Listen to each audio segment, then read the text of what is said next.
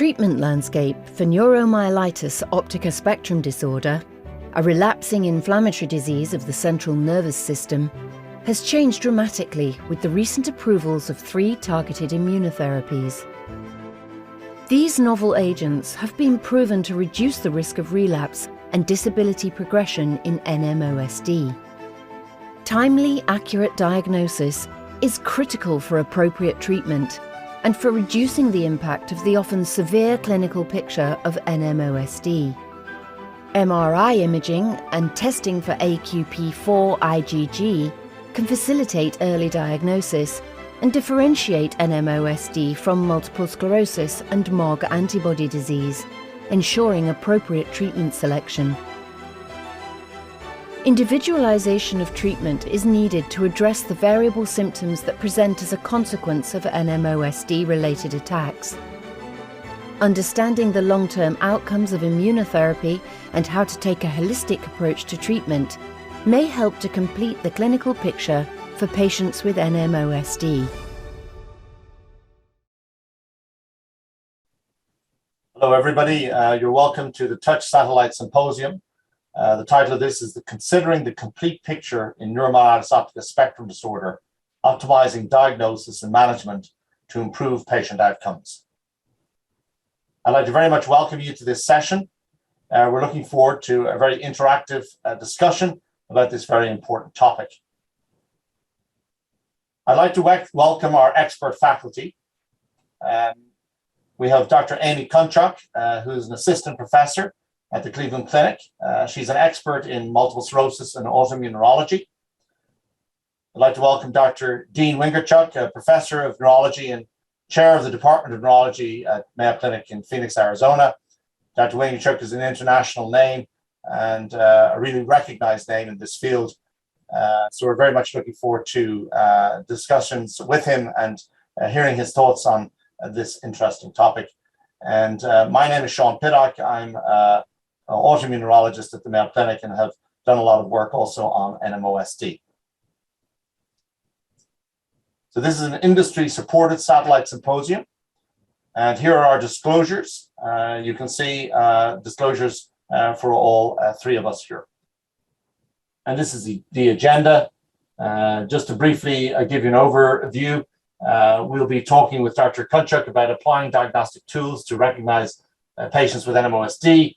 We'll be hearing from Dr. Wingerchuk about emerging therapies in NMOSD. And as a group, we'll discuss how to adopt a holistic approach to improving the quality of life for patients with NMOSD. How do we manage the complexity of this condition? So our learning objectives are, first of all, we want to really understand what is it that allows us to make a definitive diagnosis of NMOSD? What are the tools that we can use? What are the neuroimaging laboratory features that can help us make that definitive diagnosis? We're then going to discuss treatment approaches, including the results of the new trials, and then to try and help physicians and patients figure out how they're going to make therapeutic decisions. What are the factors that are going to help patients make the decision to choose a specific treatment? And then we're going to determine some of the strategies for management of many of the complex problems that patients can have.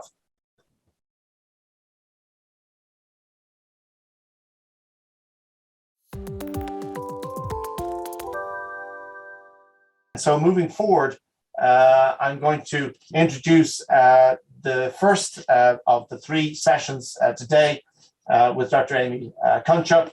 And this is talking a little bit about applying diagnostic tools to recognize patients with NMOSD. How do we make the diagnosis of NMOSD? Dr. Kunchok. Thanks very much, Dr. Pittock. In 2015, the revised international criteria for NMOSD was published, and this involves 6 core clinical characteristics. And for aquaporin 4 positive patients, you need the test, so the aquaporin 4 test, plus 1 core clinical characteristic. There is a stricter criteria for seronegative aquaporin 4 NMOSD, which requires both MRI and clinical features, of these core clinical characteristics, plus an exclusion of alternative diagnoses.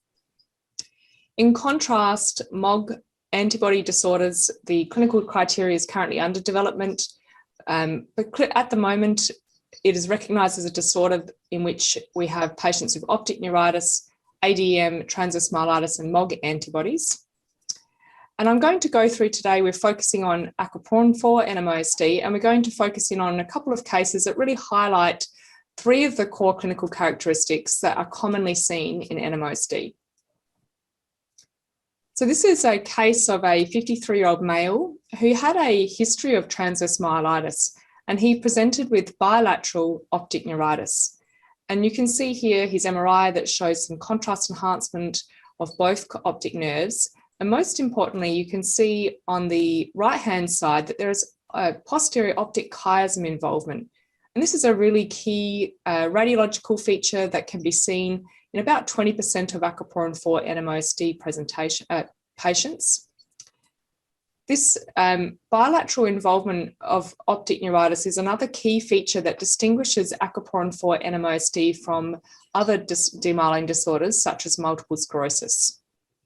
Another key feature of the optic neuritis is that the optic nerve, it typically involves the posterior segment as opposed to the anterior segment, which we may sometimes see in disorders such as MOGAD. So we can look at the next case now. So this is a 23-year-old African-American woman, and she presented with nausea and vomiting for 2 months.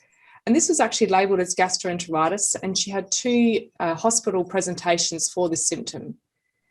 And then she presented to a neurologist with dysphagia and left-sided numbness and had an MRI that demonstrated this lesion here in the dorsal medulla.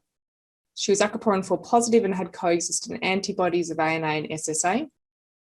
And she was diagnosed with aquaporin 4 NMOSD with Erie-Postrema syndrome. So Erie-Postrema syndrome is a disorder where we see intractable nausea, vomiting, and hiccups, typically lasting at least 2 days, but can last several weeks to months, as demonstrated in this patient that had a 2-month history of vomiting. We can sometimes see the Erie-Postrema syndrome attack occurs at onset in 7 to 10% of patients, but we can also see it in their subsequent attacks in 9 to 15% of these attacks. The MRI features classically involve the dorsal medulla. So we also see these periependymal lesions throughout the ventricular system for aquaporin 4, but particularly for Erie-Postrema, we see it at the 4th ventricle.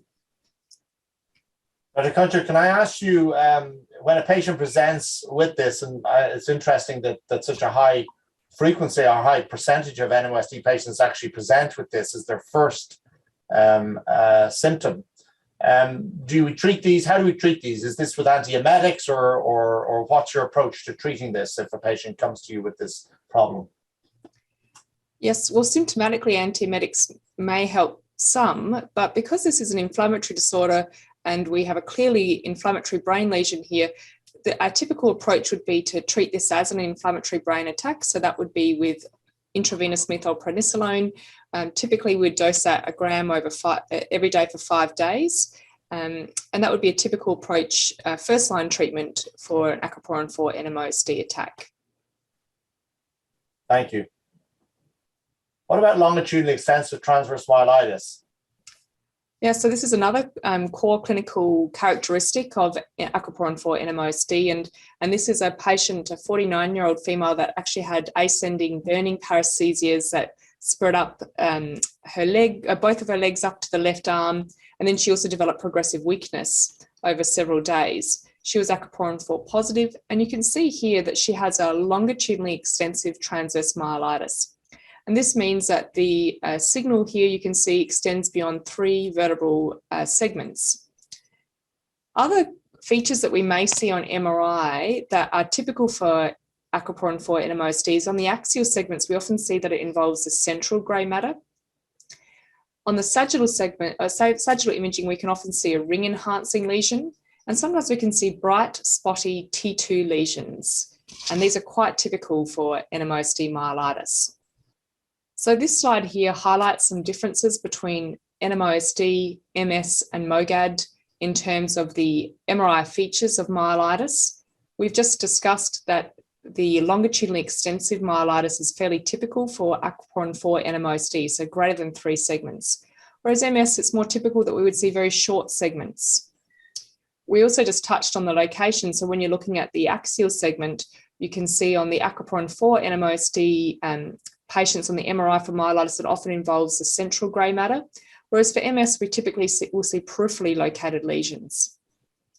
For MOGAD, interestingly, often these patients can have a caudal involvement, so often the conus can be involved in MOGAD. And there are also some interesting imaging features. So I've mentioned that T2 bright spotty lesions are very typical for aquaporin 4 NMOSD, as well as contrast enhancement. Whereas for MOGAD, we often don't see contrast enhancement, or if it's there, it's really faint. And we more often see T2 lesions, often involving the grey matter, which looks like a H pattern. Dr. Kunchok, could I ask you, in terms of the clinical presentations of these myelitis attacks, I mean, do they look very similar? Are there features that clinically can distinguish or point you more towards an NMOSD or a MOGAD? All of these patients can present with inflammatory myelopathy symptoms, so sensory symptoms, ascending sensory symptoms, and weakness in the limbs. However, the severity is quite different. So for aquaporin 4, we see much more severe presentations, and particularly of high cervical lesions. You can even have patients that require intensive care admissions. So the severity is much greater for the aquaporin 4 NMOSD. We also see that the recovery from the attacks is less for aquaporin 4, and people are often left with residual disability. Whereas myelitis attacks from MS and MOGAD, the patients typically recover fairly well and may have minimal disability. And further, the MRI features for myelitis, particularly in MOGAD, for example, we can often see that the lesions improve over time. Thank you. And then in terms of just the management in that acute setting, when the patient comes into you, into the emergency room with these symptoms, are there differences or similarities in terms of how you would approach treating that acute event? Yeah, so our typical approach, first-line treatment for most patients that present with inflammatory demyelinating lesions would be the IV methylprednisolone for 5 days. However, because of the severity of aquaporin 4 NMOSD, we've seen with studies that have shown that plasma exchange is very effective in these disorders, in these severe attacks, particularly if it's initiated early. So in aquaporin 4 NMOSD, you may decide at an earlier stage, due to both the severity and the efficacy of plasma exchange, to reach to that therapy more quickly than you may for, say, a multiple sclerosis, small peripheral lesion with more minor symptoms. Thanks very much. Can I just ask you, you've talked a lot about the 3 different types of attacks that you can see in NMOSD. We've talked a little bit about how they present and how you would how you diagnose them in terms of neuroimaging. But the other component that you'd mentioned initially was the importance of having that aquaporin 4 antibody test positive for at least the aquaporin 4 antibody positive NMOSD. Can you tell us a little bit about just testing for water channel? What types of samples should we test? What type of assay should we use? Walk us through that a little. Yeah, so some of the earlier testing that was done with ELISA, but this has been shown to have false positives and is not specific. So the best currently available testing is with the cell-based assay, and this provides the best specificity for your testing. And in fact, it has a very high specificity for NMOSD. The other thing to think about is the sensitivity of testing and the sample type. So we know that you can test for aquaporin 4 antibodies in serum and in CSF, but we find that serum is much more sensitive to identify these antibodies. So serum is the best sample to test in. Thanks. Why do you think it's so important to make the diagnosis of NMOSD? I mean, why is this antibody so important? It's important because by identifying this antibody, we clearly then have treatments available that are directed towards aquaporin 4 NMOSD. So by distinguishing patients from MS or MOGAD or other disorders, we're able to then deliver targeted treatments for this patient population. Thanks very much. That's really helpful. So just to summarize, we've learned how do we make a diagnosis of NMOSD? What are the clinical, radiological, and laboratory-based features that allow us to make the correct diagnosis? We've talked a little bit about some of the findings, the clinical and neuroimaging findings that allow us to distinguish NMOSD from multiple sclerosis from this newer disorder, MOG antibody-associated diseases.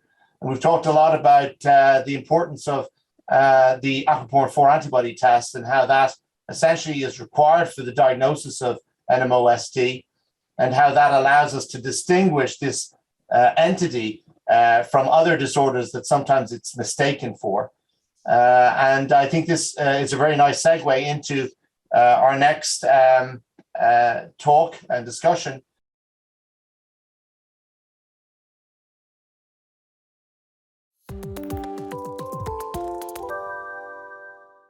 So moving forward, we're now going to talk a little bit about exploring emerging therapies to reduce relapse in NMOSD.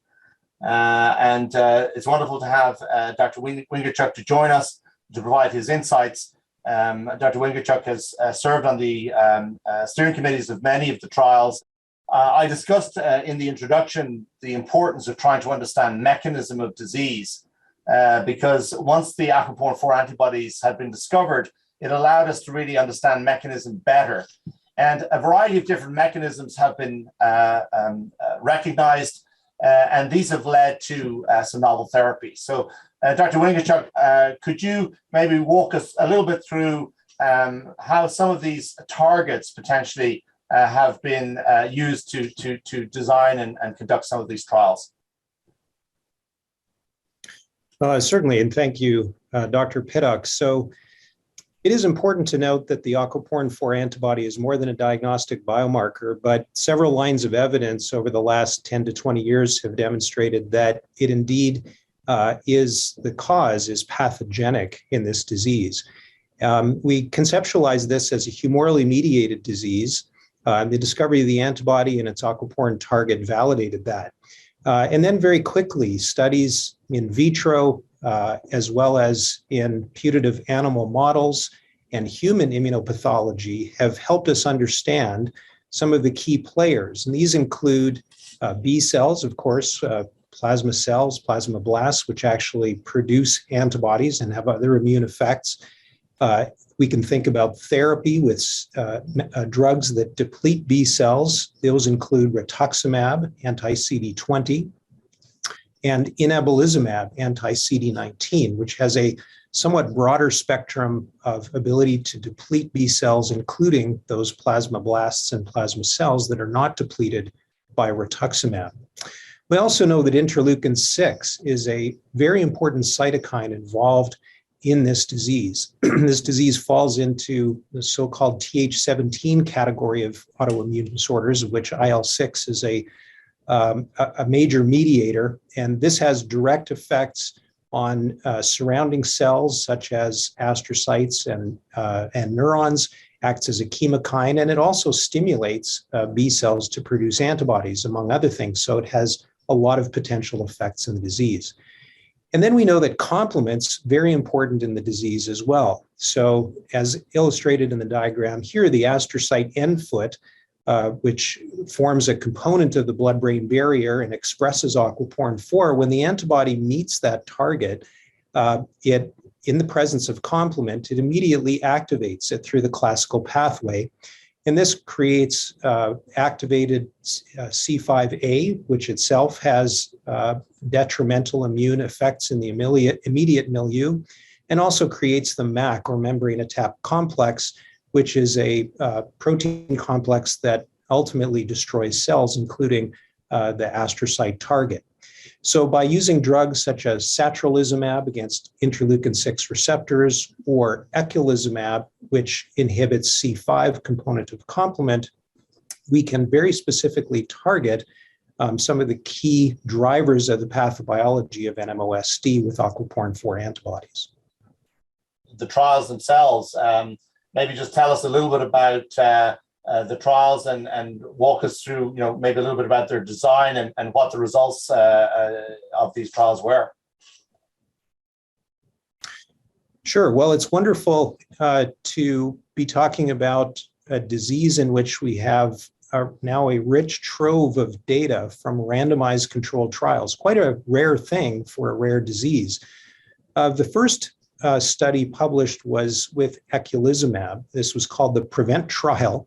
And this trial was for seropositive patients only. So all enrolled subjects were positive for aquaporin 4 antibodies. And subjects here received in a 2-to-1 randomization, either eculizumab or placebo. It's important to note that this was a potential add-on study. That is, patients could remain on an immunosuppressive therapy such as azathioprine or mycophenolate as two common examples and still be in the trial. During this study, it was found that there was a 94% reduction in the risk of attack. The primary outcome was time to first adjudicated relapse. And this was highly significant against placebo.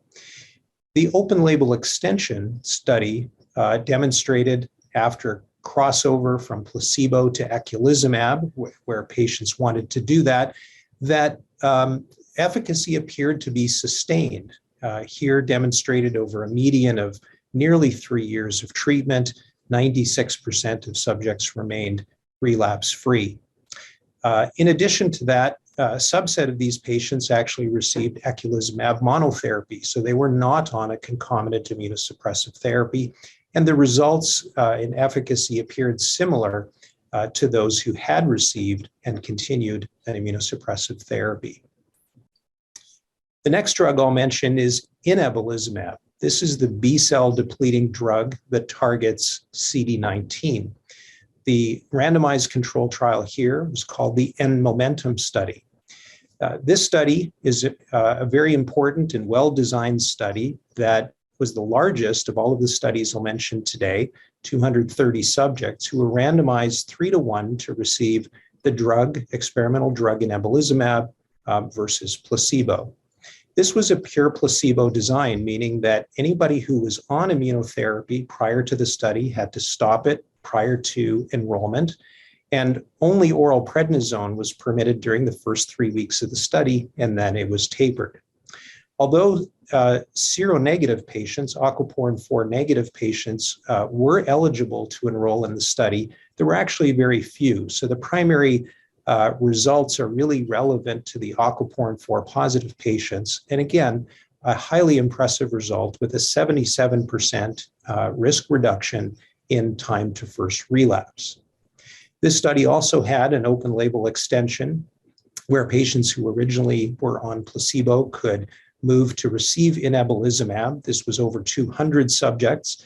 And it was reassuring to see that over a 4-year period, nearly 88% of subjects who originally received inebilizumab remained attack-free, and over 83% of those who actually started with placebo.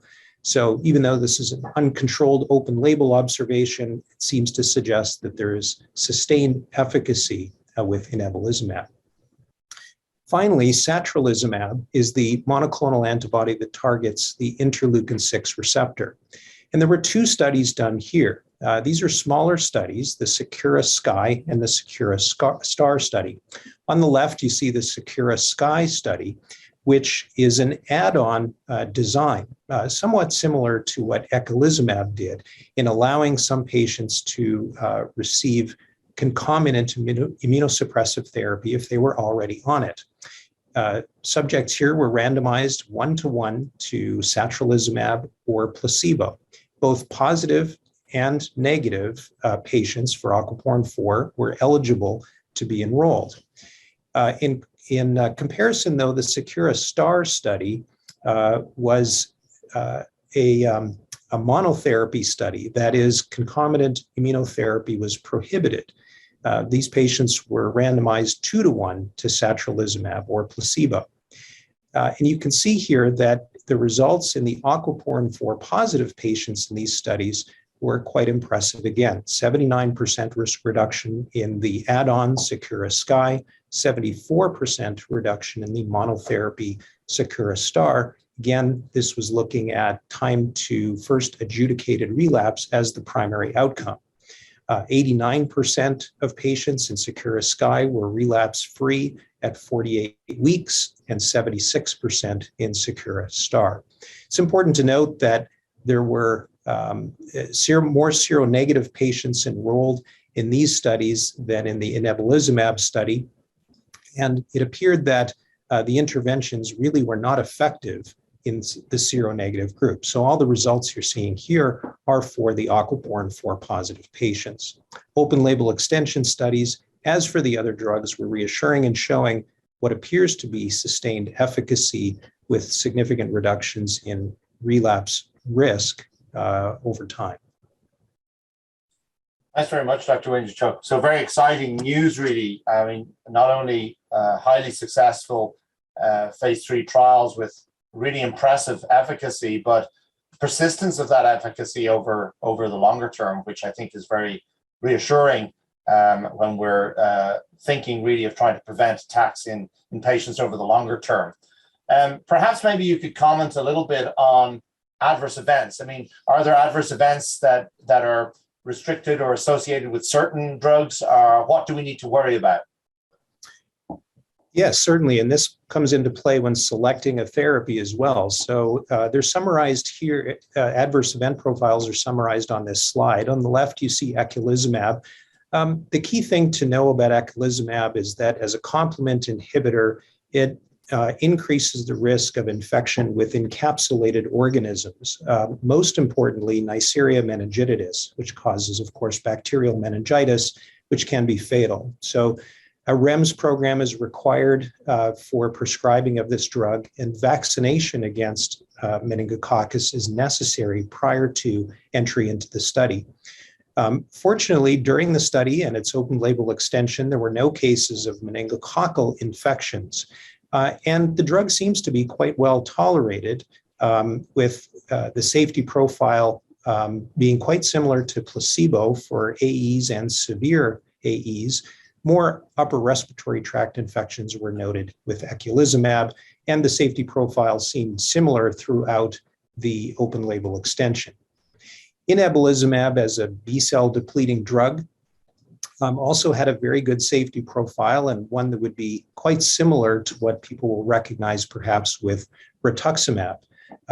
There was a death or two deaths in the inebilizumab study.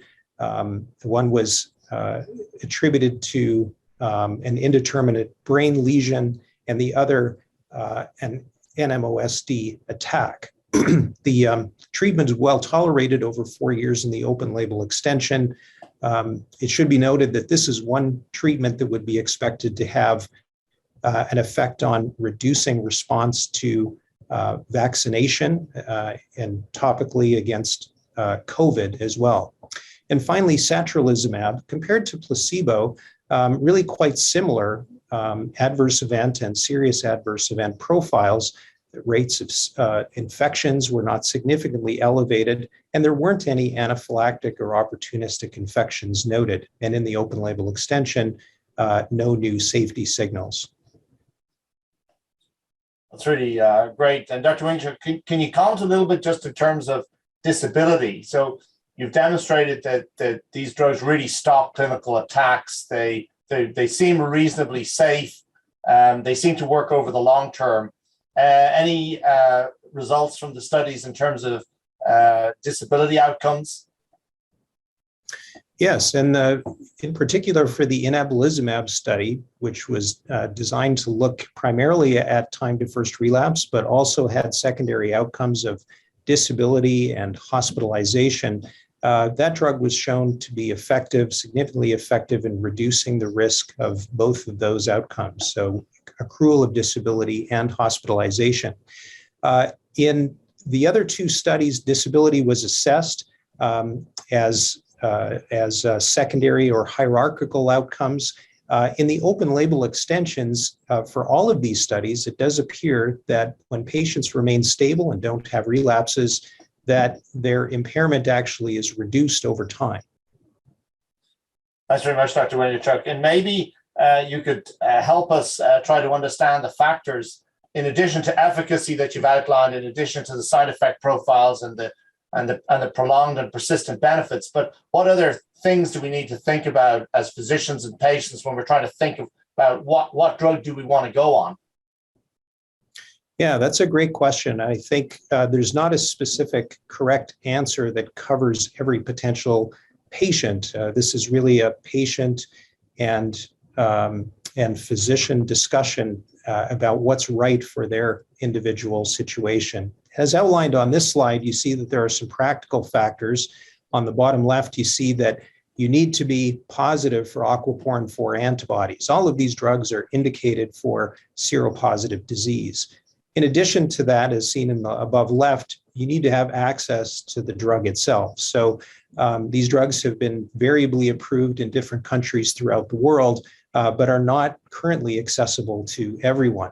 So that may limit selection as well. But if they're available for a seropositive patient, there are a number of factors that need to be taken into account, including comorbidities, whether a patient is starting or switching therapy, the cost of therapy, things like adherence, because the route and frequency of each drug, as outlined here, is different, and things like family planning. A woman who may desire to become pregnant sometime in the near or intermediate future wants to consider that factor in selecting an individual drug. Thanks very much, Dr. Wingerchuk. So that just concludes the second part of our session. I'd like to just summarize.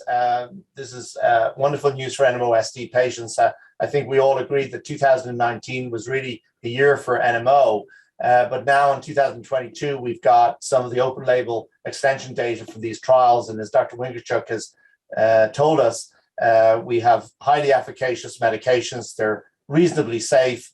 They have persistent benefits over the longer term.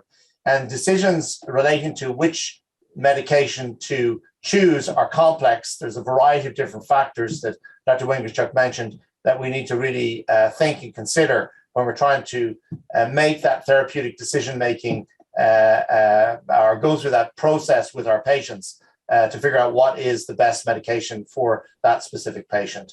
So thanks very much, Dr. Wingerchuk, for your insights and wonderful overview of the treatment trials.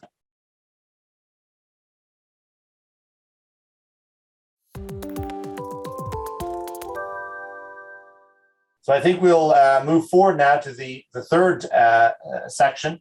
And here we're going to talk a little bit about adopting a holistic approach to improve the quality of life for patients with NMOSD. And we're going to try and have this more as a kind of a discussion with all three of us as to, what kind of problems do we encounter with NMOSD. So sure, stopping attacks is a major focus of treatment. And we know that if we stop attacks, we stop disability.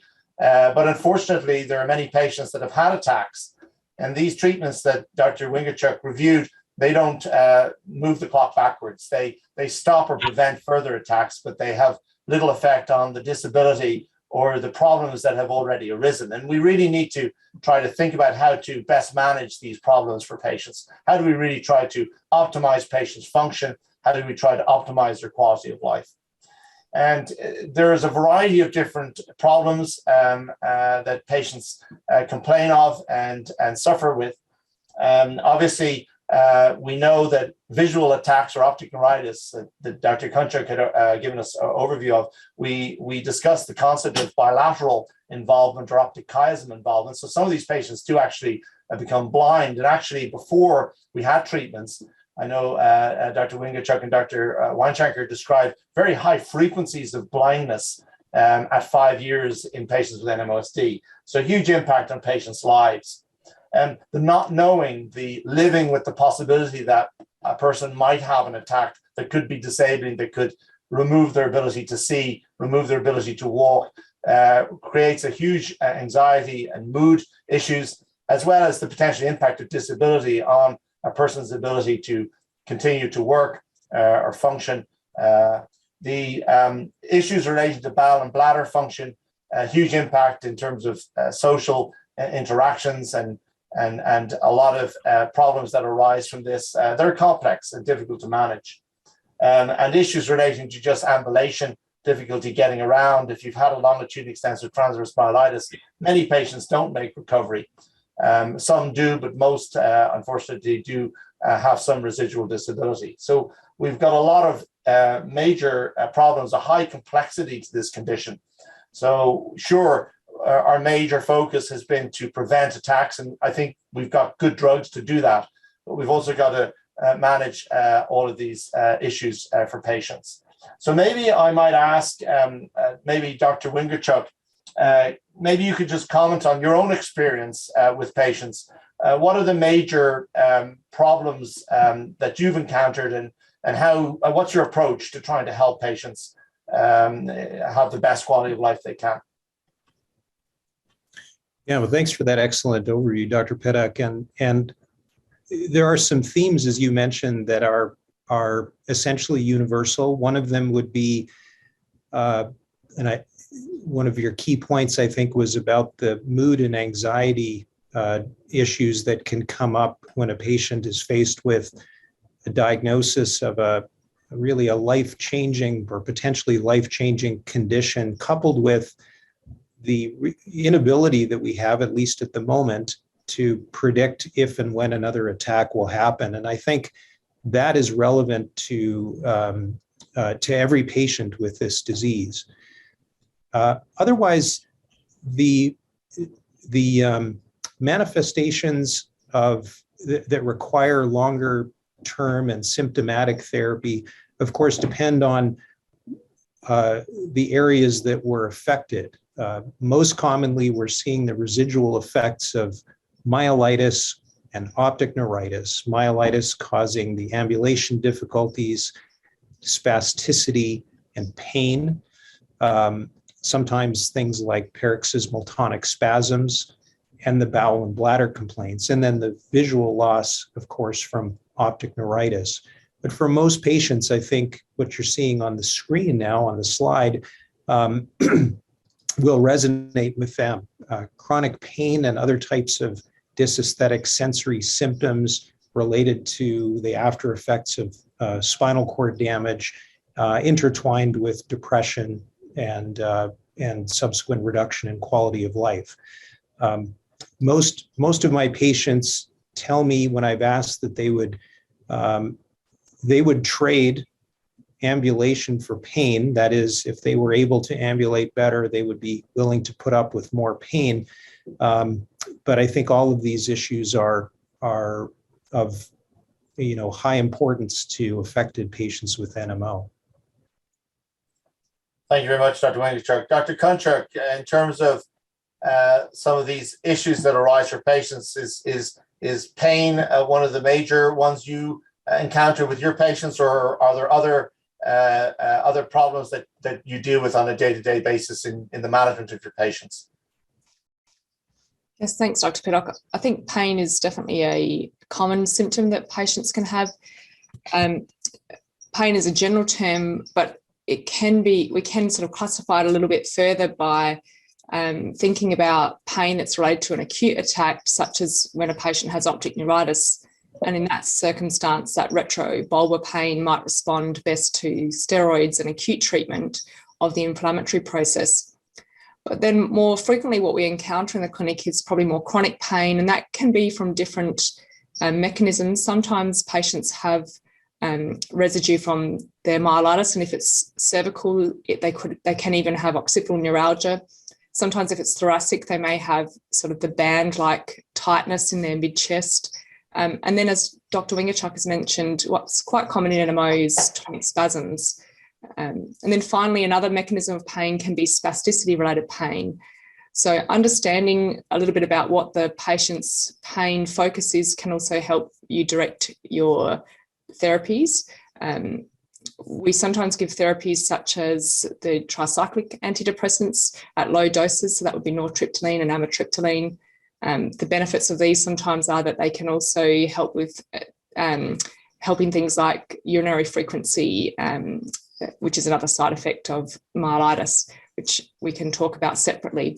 Sometimes we use drugs like duloxetine and gabapentin, pregabalin are other therapies we use. For tonic spasms, we often use carbamazepine, which seems to work quite well for those symptoms. And then, as I mentioned, thinking about the mechanism, if it's spasticity-related pain, often spasticity-directed therapies, so baclofen or Botox or even intrathecal baclofen can be quite helpful for managing pain that's related to spasticity. Thanks very much. That's very helpful. And maybe we could talk a little bit about, bladder symptoms. We know that, most patients with NMOSD have bladder symptoms or neurogenic bladder symptoms. And just wondering, maybe Dr. Wingerchuk, what's your approach here? How do you manage these types of problems? Do you work with others in your clinic to try and optimize the management of this issue? Yes, I do. I think bladder problems are a sometimes underappreciated factor that impacts patients' quality of life. And I think it's worth inquiring specifically about the different types of symptoms that patients have. They may not mention them or explain them in very much detail. Of course, patients, as outlined on the slide, can have lower urinary tract symptoms, things like urgency, frequency, urinary hesitancy, retention, and sometimes bladder infections, all as residual effects of prior spinal cord attacks. An important thing to realize is that the symptoms are not a very good guide as to exactly what's going on with the bladder. They are important to ask about and understand. For example, does the patient have a high degree of frequency? Are they waking many times at night to urinate? Is that disrupting their sleep? And could that be contributing to things like fatigue and cognitive symptoms and even pain? Or are they having symptoms of difficulty completely emptying their bladder or frequent bladder infections? That can give you a sense of what's bothering them the most. But what we often find is with investigation, patients will have mixed problems or maybe even the opposite problem that they anticipate, a filling problem versus an emptying problem. So we generally recommend, at least at the beginning, an evaluation to include a post-void residual, a urinalysis, and ultrasonography of the bladder and upper tracts, and often referral to a urologist who has some expertise in this area and can consider doing urodynamic studies to better understand the physiology of what's really happening, connect that to the patient's symptoms, and know the best treatment. It's important to treat this for quality of life, but also because patients, when they get things like urinary tract infections, can get pseudo-exacerbations that make their neurologic function temporarily worse, or it could even trigger a new attack of the disease. So for all those reasons, it's particularly important. And maybe I could ask Dr. Kunchok, just in terms of the management of these complex patients, just in your experience at Cleveland Clinic, walk me through, the multidisciplinary approach that you have, and maybe what are your thoughts with respect to the importance of having that team? Yeah, I think that I'm echoing Dr. Wingerchuk's comments about working in liaison with our urology colleagues. I think that's really important to first get a really clear picture about the pathophysiology. As Dr. Wingerchuk highlighted, it can sometimes be mixed pathology, both neurogenic as well as other local factors that could be contributing. So I think evaluating a person carefully is important and will help guide management. I think management also we can think of in different categories. So sometimes there's more simple lifestyle measures such as managing concurrent constipation, timed toileting, things like avoiding diuretics, and then just practical measures for some patients, such as intermittent catheterization, are simple measures for some patients. But there are also medications that we often use, such as oxybutynin, miravigon, and then in some patients, the urologists have additional measures that they can help with management, such as Botox, and as well as also neurostim devices. So I think definitely that liaison with our urology colleagues is important. Thank you very much. And Dr. Wingerchuk, the multidisciplinary approach, do you have any other thoughts or any other things to add to that?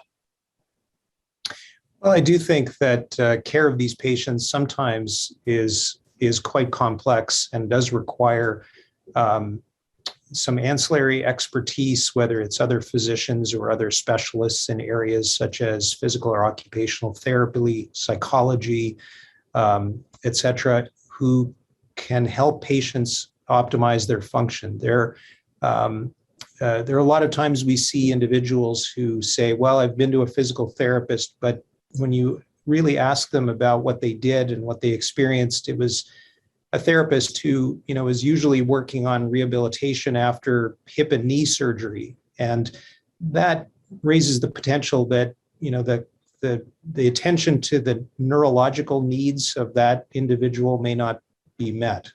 So I think for centers and practices that are fortunate to have or can develop connections with these different specialty areas of expertise, this can help optimize the management and the quality of life of our patients with this disease. I wonder, do you have thoughts about the frequency of anxiety and mood disorders in patients with NMOSD?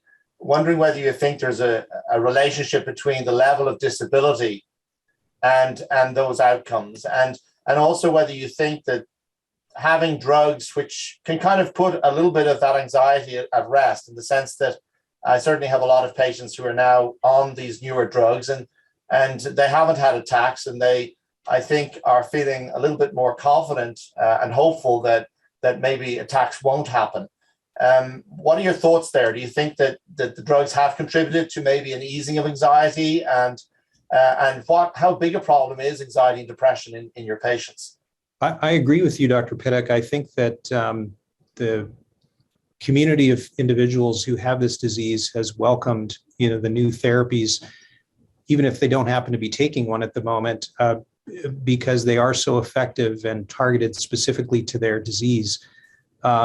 Anxiety and depression are both more common in NMOSD patients than in the general population, and probably multiple sclerosis. I think one of the key questions is, what's driving that? Is it having the disease and struggling with dealing with that? Or is it actually a part of the disease? Is it something to do with the pathobiology of the disease? And I think that's something that we'll continue to understand better as we understand the mechanisms and the biology of this disease.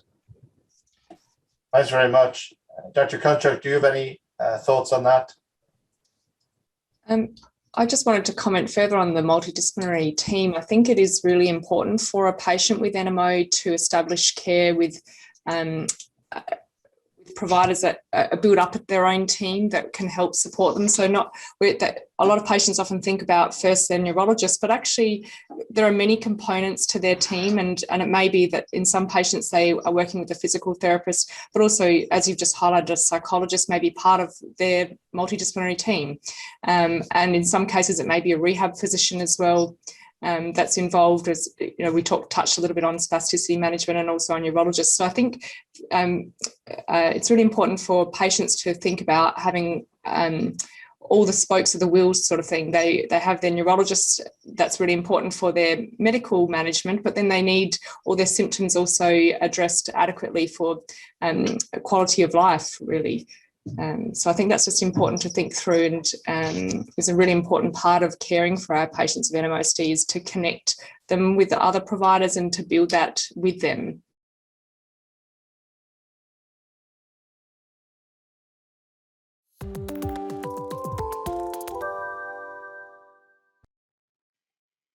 Well, thank you all for your attention, and I'm very happy to report that we've received quite a number of questions. We'll try our best to get to all these questions within our time limit. I'm going to start off and focus really on questions relating to therapy for NMOSD. One of the questions we received was, what are the best treatment options for patients with NMOSD where novel immunotherapies are not available, such as in the United Kingdom and other parts of the world? And maybe I'd like to ask Dr. Wingerchuk if he could comment or provide his insights into this issue. What do we recommend for physicians and patients where these FDA-approved therapies are not available? Yeah, thank you for the question. It's an excellent one, a common one.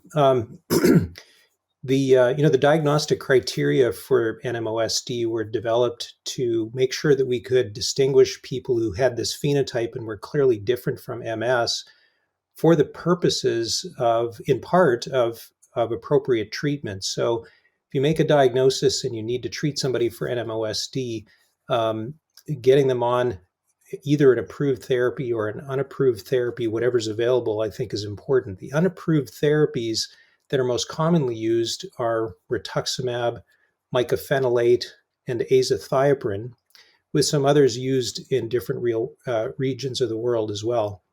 I think some observational data suggest in some that rituximab as a B-cell depleter is probably superior compared to the other agents. And so if that were available, I would go with that. But essentially, I would take anything that were available of that group of medications I mentioned. That sounds good. And maybe I could ask you, just in terms of the dosing of rituximab, is there a dosing schedule that you tend to use and would recommend? Well, my personal practice is to begin with the standard 2 infusions of 1,000 milligrams of rituximab 2 weeks apart, and then retreat every 6 months. We would also typically follow CD19 counts to try to detect the minority of patients that might be early repleters. And then there's work, I think, still in progress, really, to understand how we might be able to reduce the exposure to B-cell depletion over time, reduce the dose and or the frequency. And there's different biomarkers that are being examined to see how that can best work. Yeah, that's interesting. So that's the concept whereby potentially you wouldn't have to give the medication every 6 months. You might be able to extend that out to maybe a bigger interval if the patient, for whatever reason, has maintenance of the suppression of those CD20 or CD19 counts. Yeah, that's correct. And Ho-Jin Kim and others have looked at CD27 as a marker of memory B cells and treated on the basis of emergence of those cells. That's not a widely available test, on a clinical basis, but I think there's some proof of concept there that we probably don't need to do as much B-cell depletion as we have in the past. Well, thank you. And maybe I could ask you another question kind of that pertains a little bit to that, is if you have a patient, for example, that is stable on the off-label therapies, whether it be rituximab or, as you mentioned before, azathioprine or Cellcept or one of the other immunosuppressant drugs, would you still consider a switch to one of the approved therapies, or what do you recommend in that situation? Mm-hmm. Well, we certainly, of course, have the best evidence for direction and magnitude of effect for the approved therapies. And I always like to go, if possible, with things that have the best evidence. That said, as we were just discussing, that's not always available for patients. And then I think one of the concerns of patients who are on a therapy, and if they perceive themselves as stable and doing well, is the concern that there may actually be risk of changing therapy. They will often tell me, I don't want to rock the boat. I think I'm doing okay. Really raises the question of what is stable, how long a person has been on therapy, of course, without a relapse or an attack on their off-label therapy. That's one component. But I think patients are also influenced by their prior history, how many of the attacks they've had, how severe they were, how well they recovered, whether they're having side effects or difficulty adhering to therapy. All of those things come into play. So I always raise this question with patients and we explore what's available and what the options are. Sounds good. Also, as you had presented when you were talking a little bit about the currently approved FDA-approved types of therapies, some of those trials were done allowing concomitant immunosuppressant therapy. Just wondering what your thoughts were with relationship to combination therapies, in other words, with concomitant immunosuppressants versus monotherapy. Do you have any thoughts there? For example, with the satralizumab, one of the satralizumab trials and the eculizumab trial, as you know, concomitant therapies were allowed. Can we be comfortable or confident that we can use these medications as monotherapies, or do we really need to be using them as combination therapies? Yeah, it's a great question. The combination therapies typically were done in those add-on studies in subjects who were enrolled because they'd had breakthrough disease on the first unapproved therapy. And so then the experimental drug, either eculizumab or satralizumab, was piggybacked onto that stable immunosuppressant. So you have different subgroups in those trials, and the evidence suggests that those subgroups really did about the same as far as efficacy. And also the safety profile. So I think it raises the question as to whether combination therapy adds particular value for efficacy. I think there would be concern that persistent combination therapy over years might, in fact, increase the risk of adverse effects. In the eculizumab study, there was some evidence that in the open label extension that some subjects were able to reduce the dose or even discontinue completely their immunosuppressant medication and be on eculizumab monotherapy with evidently sustained benefits. So my takeaway would be that in most instances, if I'm starting therapy in somebody who's treatment naive, I would start as monotherapy. But I wouldn't really hesitate adding an approved therapy to an immunosuppressant in somebody who'd had breakthrough disease, potentially with a view to, if successful, tapering and discontinuing the immunosuppressant later on. Well, thanks very much, Dr. Wingerchuk. Maybe I'll move on to some questions that arose from the attendees relating to some of the data that was presented by Dr. Cree. I think this data comes from the inebilizumab or the NMOmentum trial, where they investigated GFAP levels and neurofilament light chain levels in the blood of patients with NMOSD. Wondering, Dr. Kunchok, what your thoughts about this data was? Oh, thanks, Dr. Pittock. It was really interesting, the presentation by Dr. Cree. As you mentioned, it was from data from the NMOmentum trial, and he mentioned a few key findings. Firstly, that at baseline, the NMOSD patients had higher serum GFAP levels than the control participants, including a reference MS cohort. And he also mentioned that when a patient had an adjudicated attack, they observed that serum GFAP was elevated within that first week of that attack, and also that the attack severity correlated with serum GFAP levels. Wow! So, what implications does that have for us now in clinical practice, do you think? Yeah, I think this is really interesting because when we see a patient in the clinic, there can be sometimes a delay before we get an MRI. Patients can have symptoms that are chronic or pseudo-relapses. So to differentiate clinical neurological symptoms as a new attack using a serum biomarker would be really impactful and possibly lead to early treatment of an attack and early recognition of sort of disease breakthrough quicker than potentially getting an MRI for these patients. So the clinical application to detect an attack is really novel and interesting, I think, in this population.